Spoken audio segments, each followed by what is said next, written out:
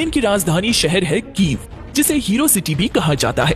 राजधानी Kyiv Ukraine की जान है, क्योंकि कीव ईस्टर्न यूरोप का औद्योगिक, वैज्ञानिक, शैक्षिक और सांस्कृतिक केंद्र है। कीव में कई हाईटेक इंडस्ट्रीज, कॉलेज और विश्वविद्यालय और विश्व प्रसिद्ध ऐतिहासिक स्थल है। यूक्रेन के उत्तरी भाग का एक हिस्सा ब्लैक सी यानी कि काला समंदर से घिरा हुआ है, जो कि यहाँ के लोकल लोगों के बीच में सबसे ज्यादा पॉपुलर है। यूक्रेन के लोगों के मन में किसी के लिए भी गलत सोच नहीं होती। दिल का सोना कहा जाता है यूक्रेन के लोगों को, और पूरे यूरोप में आपको यूक्रेन में ही सबसे फ्रेंडली लोग मिलेंगे। लेकिन यूक्रेन में ही सबसे इमोशनल लोग होते हैं, इतने इमोशनल कि छोटी छोटी बातों को भी अपने दिल पर ले लेते हैं, और साथ ही साथ बहुत मददगार भी होते हैं। इसलिए यहाँ जो भी टूरिस्ट आते हैं घूमने के लिए, उन्हें किसी भी बात की कोई परेशानी नहीं होती।